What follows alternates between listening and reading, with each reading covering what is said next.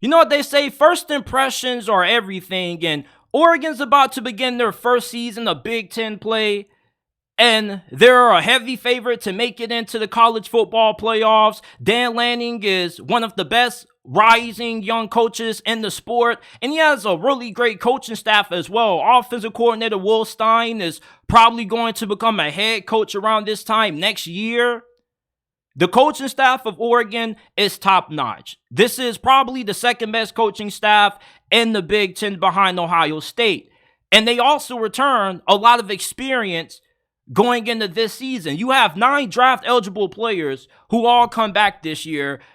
2 of those guys being on the offensive line. Your 2 starting offensive tackles are back. Your 2 starting linebackers are back. You got your star receiver, Tess Johnson, we're coming back for another season. Last year, he caught 86 passes for 10 touchdowns, had 1,182 receiving yards. You went crazy in the transfer portal. You were spending a lot of money in the transfer portal this cycle. You got Dylan Gabriel, who was playing at a Heisman level at one point for Oklahoma last season. And I was surprised that he even transferred out of the program because Jackson Arnold didn't look too hot in their Alamo Bowl loss to Arizona.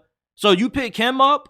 You also got Dante Moore, who, if Dylan Gabriel doesn't work out some way, somehow under Will Stein, he can come in and he should succeed. So quarterback play, there isn't going to be a drop-off with Bo Nix departing for the NFL. There may be a small drop-off because Bo Nix did have probably one of the biggest college resurgences in the history of the sport.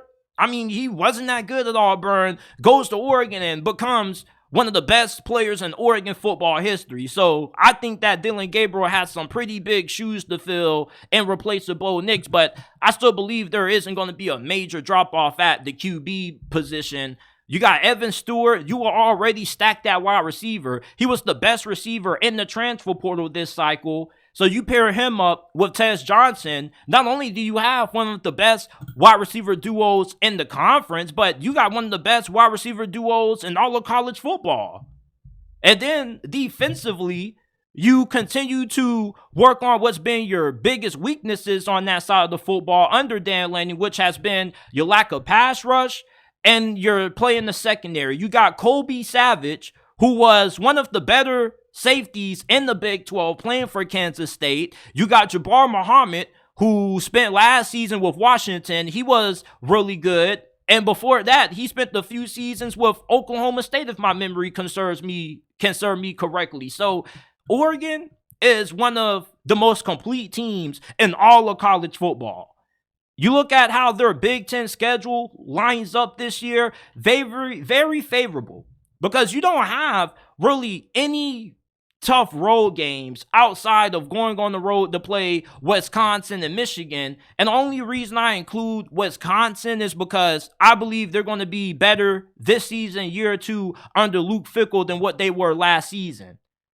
At home, you're going to be playing Michigan State, Ohio State, Washington. Those are 3 of the toughest teams that you play all year long, and you have to face them at home. And those are 3 of the better teams in the Big Ten this season, including Ohio State, who most people believe has just about the same amount of opportunity as you do to make it into the playoffs.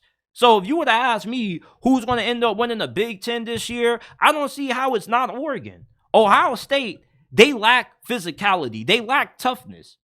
Oregon doesn't have that same problem under Dan Lanning. They're a physical football team.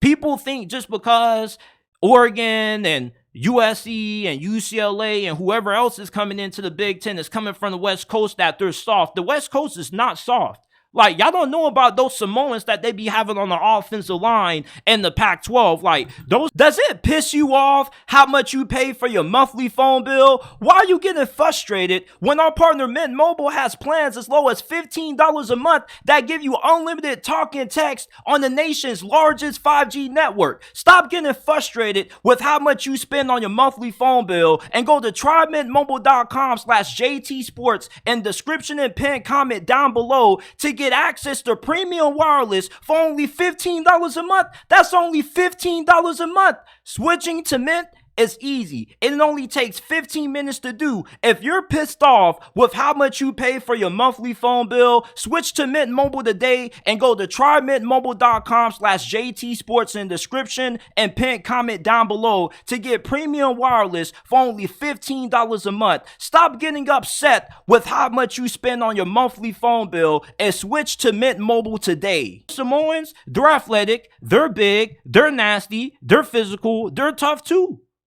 Like Oregon is going to surprise a lot of people with the way they're just going to run through the Big Ten, and they're going to do it fairly easily. I'm expecting Oregon to go undefeated in Big Ten conference play this year, and they should easily win the Big Ten. Ohio State, you trust Ryan Day against Dan Lanning? They hired Bill O'Brien as their offensive coordinator. He's not a bad OC, but you compare him to Will Stein? Yeah, like that's not even a conversation. I look at Oregon as a program that is waiting for their moment. The only thing that kept them from making it into the playoffs last year was Kalen DeBoer and Michael Penix. Those two guys are gone. Jeff Fish is a serviceable replacement, but he's no Kalen DeBoer. Kalen DeBoer is a stud. This dude was a prodigy as a head coach. That's the only team that Oregon lost to last year. And at one point, there were people saying that they were the best team in college football or the second best team in college football behind Michigan. That's why so many people were stunned when they lost to Washington again in the Pac-12 championship. Hell, there were people saying that they could have been Georgia or any other team that was in the conversation to get in the 14 playoffs this past year. Going into a Big Ten conference that is massively overrated, where the only three teams that have been important in this conference have been Penn State, Michigan, and Ohio State.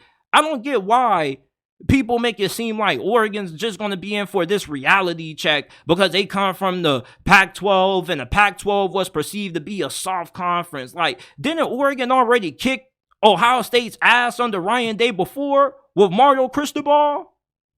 So it's not like Ohio State is in a position where it's their conference to lose. Same thing with Michigan. They just lost Jim Harbaugh. As much confidence as I have in Sharon Moore, Michigan from a talent standpoint doesn't compare to what Oregon is. And they also have a damn good coaching staff, one of the best in America. Like, Oregon should come in this conference and make a strong first impression on Big Ten fans or casuals out there that think that they're just finna come in this conference and they're about to get put in their place. Like, people make it seem like Ohio State is just this powerhouse of college football. Like, they've been ran over by Michigan for how many years in a row?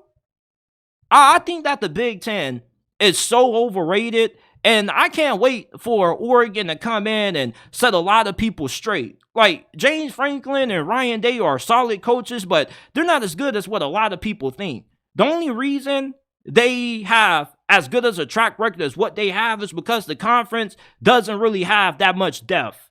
You have depth coming in now, and that depth is about to make a statement, and that's Oregon. Oregon is a team that is really close to being in that national championship conversation. And it's not about when they're going to get there. It's a matter of if they can get there this season, because the talent's there, the coaching is there, and their schedule lines up perfectly where the best teams that they're going to be facing this year are mostly going to be at home. Other than Michigan, you're playing Wisconsin, Michigan, and UCLA at home this season, and it's really hard to win at Autzen Stadium. You go into the zoo, you're lucky to walk out with a W. Very rarely can you beat Oregon when they're playing with home field advantage. So there's no reason why they should lose at home this season. They should take care of Washington. They should take care of Ohio State.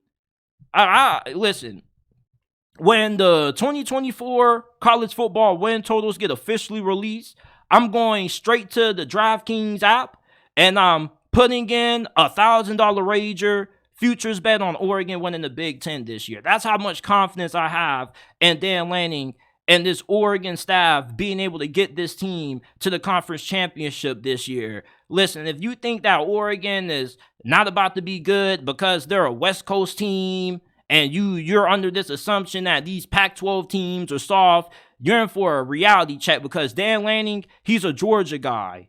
And one thing about those Kirby Smart disciples and assistant coaches is that they also share his same philosophy when it comes to team building, being tough up front, great offensive line play. That's what you get out of Oregon. They put a lot of players on that offensive line in the NFL.